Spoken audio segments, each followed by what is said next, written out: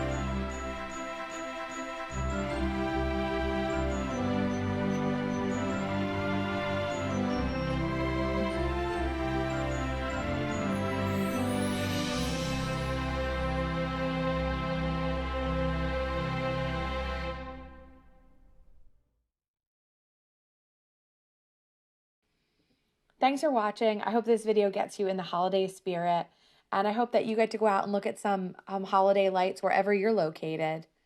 We really were impressed with the lights this year at Winterfest. Every year it's bigger and better, and they add more. We had a great time. Thanks for watching.